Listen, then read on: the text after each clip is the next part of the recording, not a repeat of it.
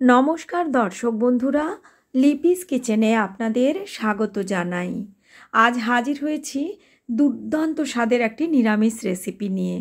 যে কোনো নিরামিষের দিনে একবার আমার মতো করে এভাবে মাশরুম বানিয়ে দেখুন, অসম্ভব টেস্টি হয় খেতে। একবার এভাবে বানিয়ে খেলে আপনারা প্রত্যেক নিরামিষের দিনে এই রেসিপিটি অবশ্যই বানিয়ে খেতে চাইবেন। আশা করছি আমার আজকের এই রেসিপি আপনাদের ভীষণ ভালো লাগবে। আমার চ্যানেল এখনও না সাবস্ক্রাইব করা থাকলে চ্যানেলটি সাবস্ক্রাইব করার অনুরোধ রইল। 1 প্যাকেট মাশরুম নিয়েছি। মাশরুমের গায়ে কিন্তু বেশ ধুলো ময়লা লেগে থাকে, সে কারণে মাশরুমটাকে কেটে নেওয়ার আগেই প্রায় 4-5 বার জল পাল্টে পাল্টে ভালো করে ধুয়ে নিয়েছি। আর তারপর একটি পরিষ্কার সুতির কাপড়ে এগুলোকে মুছে নিচ্ছি। এদের গায়ে বেশি সময় জল লেগে থাকলে এগুলো একটু নরম হয়ে যায় বা এর গায়ে একটু দাগ ধরে যায়, তাই ভালো করে মুছে নিয়ে এখন মাশরুমগুলোকে এভাবে 4-5 টুকরো করে স্লাইস করে কেটে নিচ্ছি। এভাবে কেটে নিলে রান্নাটা খুব চটজলদি করে নেওয়া যায় আর দেখতেও সুন্দর হয়। সমস্ত মাশরুম কেটে নেওয়ার পর এখন একটি বোলের মধ্যে সমস্ত মাশরুমগুলো তুলে নিচ্ছি। এখানে আমি মাশরুম ছাড়াও একটি বড় সাইজের ক্যাপসিকাম নিয়েছি। যেহেতু রান্নাটিতে আমি পেঁয়াজ রসুনের ব্যবহার করব না, তাই ক্যাপসিকাম দিলে সুন্দর একটা ফ্লেভার তৈরি হবে। এখানে ক্যাপসিকামকেও আমি আগে থেকে ধুয়ে নিয়েছিলাম আর তারপর বীজ বাদ দিয়ে এভাবে কেটে নিচ্ছি। ক্যাপসিকাম কেটে নেওয়ার পর এখানে আমি একটি বড় সাইজের টমেটো নিয়েছি। টমেটোটাকেও একটু বড় বড় টুকরোতে কেটে নিচ্ছি, খুব বেশি ছোট করবার প্রয়োজন নেই। আর তারপর এখানে নিচ্ছি 1 ইঞ্চ পরিমাণ আদার টুকরো। আদাটাকেও বেশ পাতলা পাতলা লম্বা করে কেটে নিলাম। আর তারপর এখানে নিয়ে নিচ্ছি প্রায় 3টের মতো কাঁচা লঙ্কা। কাঁচা লঙ্কাকেও একটু টুকরো করে নিয়েছি। এখন আদা, কাঁচা লঙ্কা, টমেটো আর এর সঙ্গে প্রায় 6-7টার মতো কাজু বাদাম নিচ্ছি। তবে কাজু বাদাম ছাড়াও কিন্তু রান্নাটা হতে পারে। কাজু বাদাম দিলে টেস্টটা একটু বেড়ে যাবে, বলার অপেক্ষা রাখে না। অল্প একটু জল দিয়ে এই সমস্ত কিছুকে একসঙ্গে মসৃণ করে বেটে নিয়েছি। এখন ফ্লেম অন করে একটি কড়াই গরম করে এর মধ্যে দিয়ে দিচ্ছি 1 টেবিল চামচ সাদা তেল। তেলটাকে ভালো করে কড়াইতে গরম করে নেওয়ার পর এখানে দিয়ে দিচ্ছি কেটে রাখা মাশরুম। এর সঙ্গে পরিমাণ মতো লবণ দিয়ে মাশরুমটাকে একটু ভেজে নেব। মাশরুম একটু ভাজা করে নিয়ে রান্না করলে টেস্টটা খুব ভালো হয়। মাশরুম ভাজতে মোটামুটি 5 মিনিট সময় লাগবে। লো ফ্লেমে মাশরুমটাকে ভাজতে দিয়ে এখানে আমি 1/2 কাপ দইয়ের সঙ্গে 1 চামচ বেসনকে খুব ভালো করে মিশিয়ে ফেটিয়ে রাখলাম। এদিকে মাশরুম ভাজা হলে মাশরুমটা তুলে নিচ্ছি, এর থেকে বেশি ভাজবার প্রয়োজন নেই। এরপর ওই কড়াইতেই দিয়ে দিলাম কেটে রাখা সমস্ত ক্যাপসিকাম।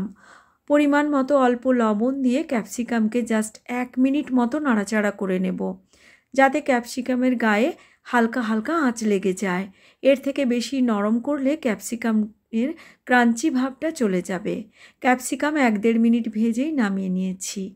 এখন ওই কড়াইতে নিয়ে নিচ্ছি 2 চামচ বা 2 টেবিল চামচ পরিমাণ তেল। তেলের মধ্যে দিয়ে দিচ্ছি 1/2 চামচের মতো গোটা জিরে। জিরেটাকে একটু লালচে রং করে ভেজে নিয়ে দিয়ে দিচ্ছি 3 পিঞ্চ মতো হিং। এরপর যে মশলাটা আমি বেটে রেখেছি আদা, টমেটো, কাঁচা লঙ্কা সঙ্গে কাজু দিয়ে সেই মিশ্রণটি এখানে দিয়ে দিয়েছি। তবে রান্নাটা আপনারা চাইলে পেঁয়াজ রসুন দিয়েও করতে পারেন। সেক্ষেত্রে জিরে ফোড়নের পরে পেঁয়াজ আর রসুন কুচনো দিয়ে বাকি সমস্ত একই প্রসেসে করতে হবে। এই মশলা কষাতে কষাতেই দিয়ে দিলাম 1 চামচ কাশ্মীরি লাল লঙ্কার গুঁড়ো, অল্প হলুদের গুঁড়ো, ছোটো চামচের 1 চামচ ধনে গুঁড়ো, 1 চামচের একটু কম জিরে গুঁড়ো। গুঁড়ো মশলাগুলো দিয়ে খুব ভালো করে কষিয়ে নিচ্ছি। আর টমেটো বাটার সঙ্গে সঙ্গে এই মশলাগুলো দিলে গুঁড়ো মশলাগুলো পুড়ে যাওয়ারও ভয় থাকে না। একসঙ্গে মশলাটাকে কিন্তু একটু সময় নিয়ে এখন কষিয়ে নেব, যতক্ষণ না মশলা থেকে সুন্দরভাবে তেলটা ছেড়ে বেরিয়ে আসছে। দেখুন আস্তে আস্তে তেলটা ছেড়ে বেরোতে শুরু করেছে, মশলা সুন্দর ভাজা হয়ে গেছে। এখন এখানে দিয়ে দিচ্ছি 1 চামচ কসুরি মেথি। এতে করে ফ্লেভারটা খুব সুন্দর হয়। অবশ্যই করে কিন্তু এই কসুরি মেথিটা দিতে হবে। এবার কসুরি মেথিটা দেওয়ার পর আরও 1 মিনিট মতো নাড়াচাড়া করে নিয়েছি। এবার এখানে আমি মিশিয়ে দেব সেই দই আর বেসনের মিশ্রণ। এতে করে রান্নার টেস্টটাও যেমন অনেক ভালো হয়, তেমনি রান্নার গ্রেভিটাও বেশ থিক হয়। দইটা দেওয়ার সময় কিন্তু অবশ্যই ফ্লেমটাকে একেবারে অফ করে তারপর দইটা মিশিয়ে দিচ্ছি। ফ্লেম অন অবস্থায় কিংবা হাই ফ্লেমে দইটা মেশাতে গেলে অনেক সময় কিন্তু দইটা ফেটে যায়। দই ভালো করে মিশিয়ে নেওয়ার পর এবার কিন্তু ফ্লেমটাকে আমি অন করে দিয়েছি। দেখুন গ্রেভির টেক্সচারটা কতটা সুন্দর তৈরি হয়েছে, একদম স্মুথ সিল্কি আর বেশ ঘন তৈরি হয়েছে। খুব ভালো করে আবারও মশলাটাকে কষিয়ে নেওয়ার পর এখানে আমি ভেজে রাখা মাশরুম আর ক্যাপসিকাম যোগ করে দিলাম। এবার মশলার সঙ্গে প্রায় 2 থেকে 3 মিনিট এগুলোকে নাড়াচাড়া করে নেব, যাতে করে মশলার সুন্দর ফ্লেভার মাশরুমের সঙ্গে ভালো করে মিশে যেতে পারে। আর তারপর এখানে যোগ করে দিয়েছি 1 কাপের মতো উষ্ণ গরম জল। জলটা এর থেকে বেশি দিচ্ছি না, কারণ গ্রেভিটা ঘন তৈরি করতে চাই। আর পরিমাণ মতো লবণ দিলাম, আর টেস্টটাকে ব্যালেন্স করার জন্য 1/2 চামচ দিয়েছি চিনি। খুব ভালো করে লবণ আর চিনিটা দেওয়ার পর একবার নাড়াচাড়া করে মিশিয়ে নিয়েছি।